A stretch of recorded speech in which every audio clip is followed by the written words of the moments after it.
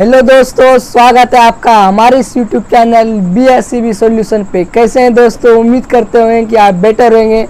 आप सोच रहे हैं कि हमारी क्लास लगभग 2 हफ्ते से बंद थी।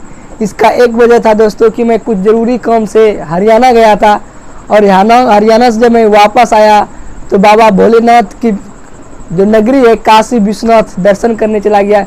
इस वजह से आपका क्लास ऑफ रहा था। और सबसे खुशी की बात है दोस्तों कि सावन के पहले सोमवारी में आपका क्लास स्टार्ट कर रहा हूं। भगवान भोलेनाथ की कृपा से आपका रिजल्ट अच्छा हो। मैं आपके लिए सदैव जो मेहनत कर रहा हूं उसको लगातार मेहनत को फिर से कंटिन्यू करते हैं।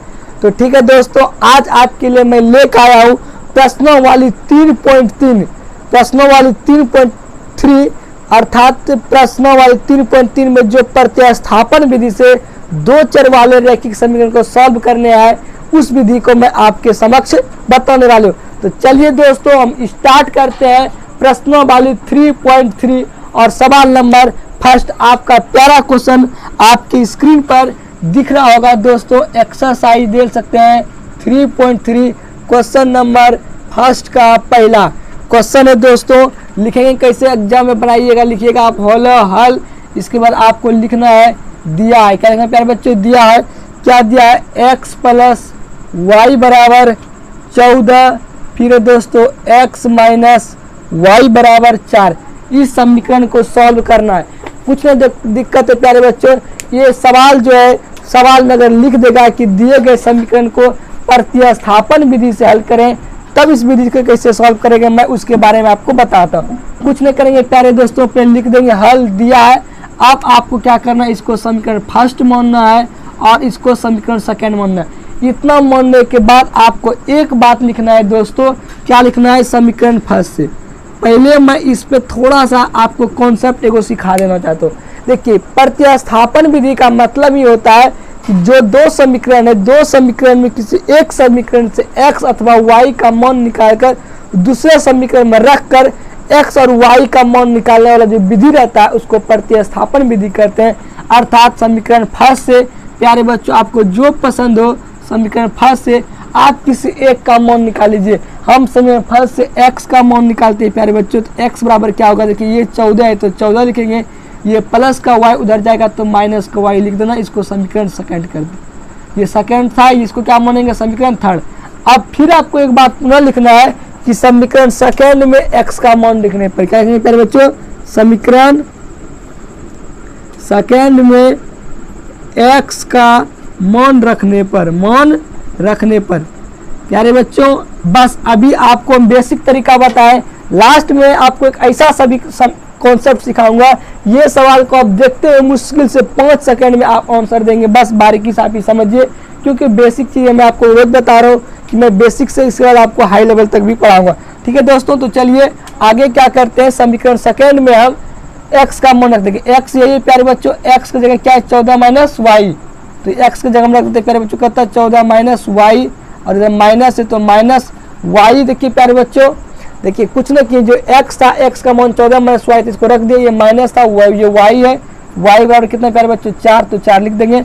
अब सवाल को सॉल्व कीजिए। देखिए प्यारे बच्चों, -y क्या होगा? माइनस का 2y हो जाएगा बराबर ये प्लस का 14 उस पट्टी जाएगा तो माइनस का 14। इसका मतलब ये हो जाएगा 4 माइनस क्या प्यारे बच्चों? 14 इम्प्लाइज -2y बराबर 4 में 14 घटाइएगा तो माइनस का 10।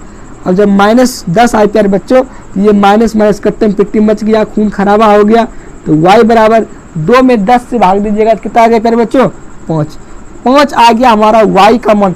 अब आपको क्या करना है, नीचे जगह दिखेगा, क्या दिखेगा? दिख जाएगा तो लिख देते हैं।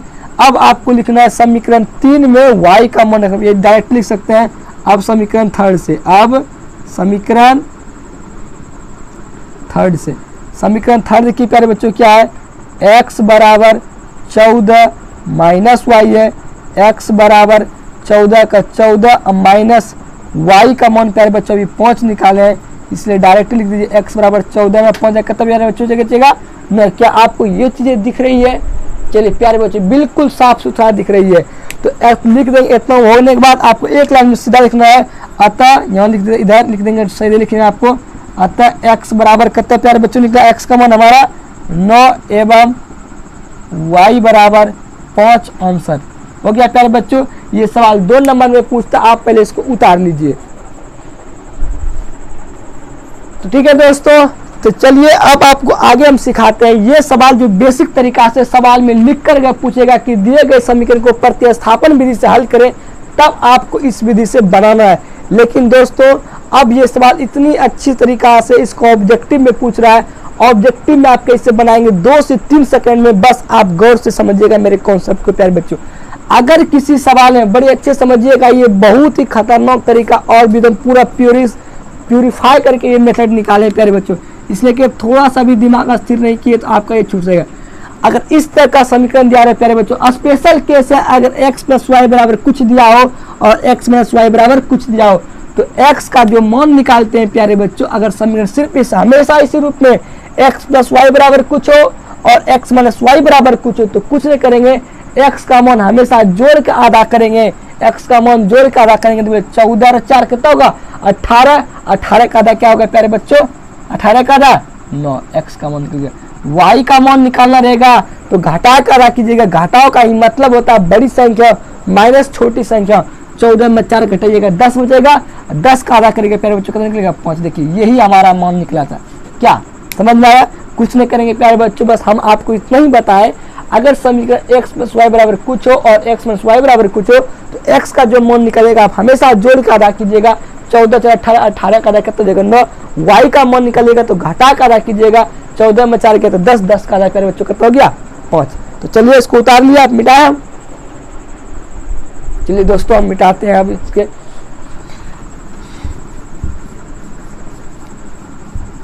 चलिए एक क्वेश्चन मैंने प्यारे बच्चों आपको बता दिया, अब आपको हम क्वेश्चन नंबर 2 पे लेके चलते हैं। आपको कुछ सवाल आज मैं 2 सवाल बता देता हूँ, आपको खुद से भी ट्राई करके बनाना, बस कॉन्सेप्ट यही है दोस्तों। तो चलिए दूसरा सवाल आपके ऊपर हम रख के चलते हैं। तो चलिए दूसरा क्वेश्चन आपकी स्क्रीन पे दिख रहा है।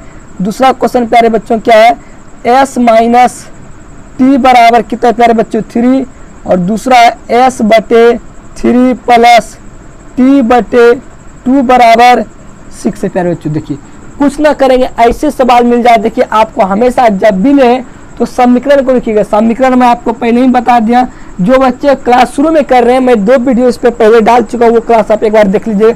समीकरण का जो व्यापक रूप होता है ये होता है a1x + b1y + c1 = 0, फिर a2x + b2y और प्लस का c2 = क्या 0। इस फॉर्मेट में आप पहले सवाल को लाइए। देखिए ये फॉर्मेट बैठ रहा है, बस नीचे वाला नहीं, इसको थोड़ा सा प्यूरिफाई करेंगे। तो प्यूरिफाई देखिए प्यारे बच्चों क्या कर रहे हैं, 3 और 2 का लघुत्तम लीजिएगा प्यारे बच्चों, ये 6 हो जाएगा, 3 में 6 से भाग दिए 2 बार खाएगा, 2 × s की जगह ये हो जाएगा 2s। देखिएगा s और हमारा 5 में बच्चे बहुत कंफ्यूज कर जाते हैं ऑफलाइन में भी। देखिए ये 2 3 अच्छा 3 बार में कटेगा, 3 × t करेंगे क्या देगा प्यारे बच्चों 3t बराबर क्या हो जाएगा 6। 6 कोनो गुणा का क्रॉस मल्टीप्लिकेशन कर रहे हैं मेरे भाई, तो ये हो जाएगा हमारा 2s और as है प्लस का 3t बराबर 6 के 36। ये हो गया समीकरण सेकंड। देखिए यहाँ आपको समीकरण सेकंड नहीं मानना है, थोड़ा सा सवाल को सॉल्व करके सेकंड मानिएगा और इसको फर्स्ट मानिएगा। अब आपको लिखिएगा समीकरण फर्स्ट से, समीकरण फर्स्ट से प्यारे बच्चों s का मान निकाल रहे हैं। s बराबर देखिए क्या होगा माइनस का t उधर जाएगा तो प्लस का, मतलब ये हो गया 3 + का t। अब देखिए प्यारे बच्चों अब देखेंगे समीकरण सेकंड में s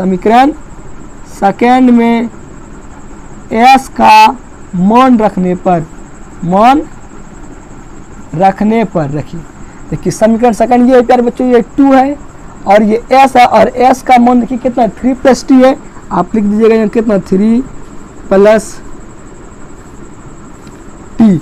अब देखिए ये प्लस है तो प्लस देंगे, ये 3t है तो 3t बराबर कितना प्यारे बच्चों 36, बस गुना करिए।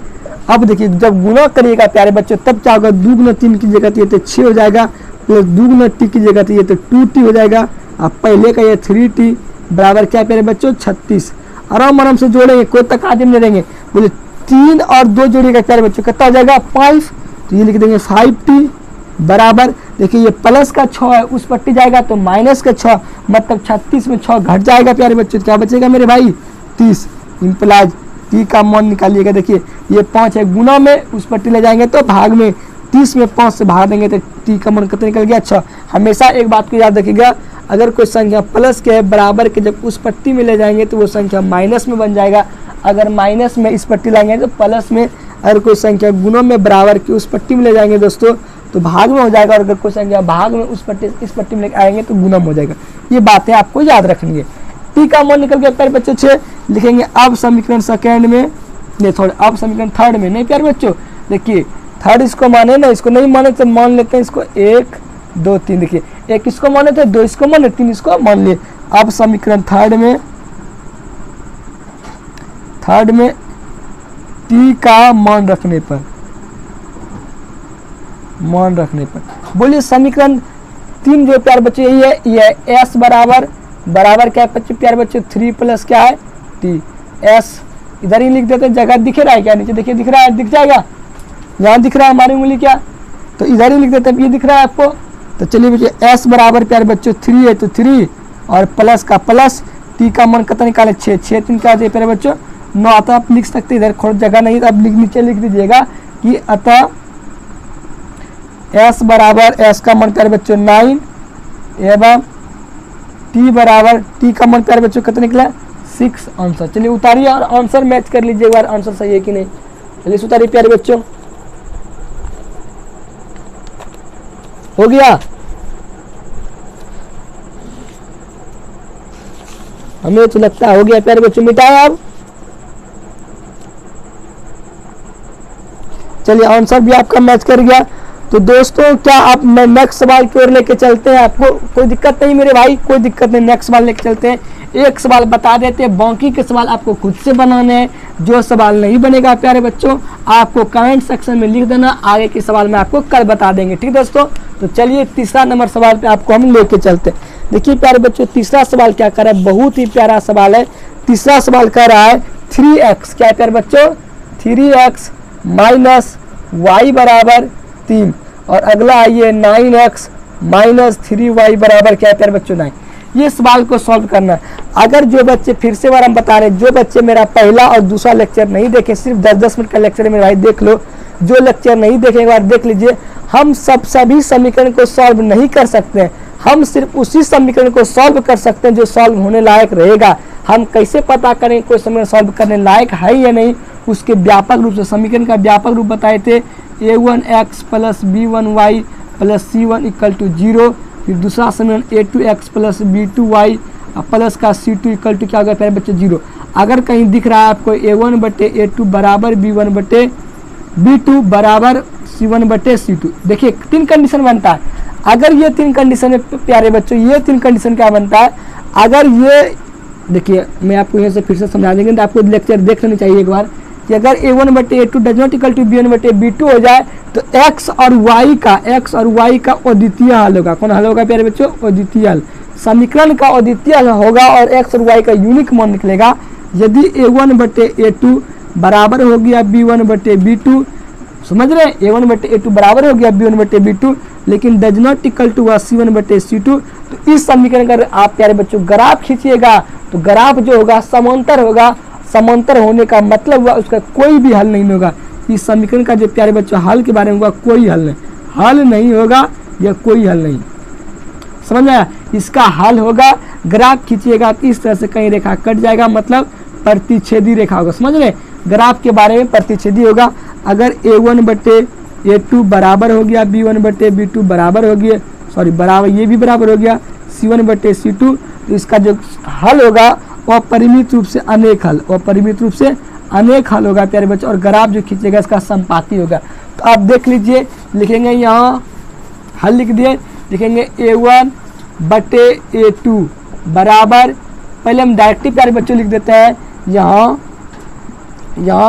a1 बराबर करते हैं प्यारे बच्चों 3, समझ रहे हैं। x के पहले जो रहेगा, पहले समीकरण में x के जो पहले रहेगा a1, पहले समीकरण y के पहले जो रहेगा b1, पहले समीकरण जो कांस्टेंट रहेगा उसको c1 कहते हैं, दूसरे समीकरण में x के जो पहले रहेगा उसको a2 कहते हैं, दूसरे समीकरण y के पहले जो रहेगा b2 कहेंगे, दूसरे समीकरण जो कांस्टेंट रहेगा उसको c2 कहेंगे। a1 के बराबर 3 हो गया प्यारे बच्चों, b1 का जो मान लेंगे कितना होगा -1, और c1 का मान प्यारे बच्चों ये प्लस का 3 धर लाएंगे तो माइनस का 3 हो जाएगा। उसी तरह a2 का अगर मान निकालेंगे प्यारे बच्चों 9 हो जाएगा, और अगर हम b2 का मान निकालना चाहेंगे तो -3 हो जाएगा, और C2 का मान निकाला होगा तो माइनस का 9 हो जाएगा।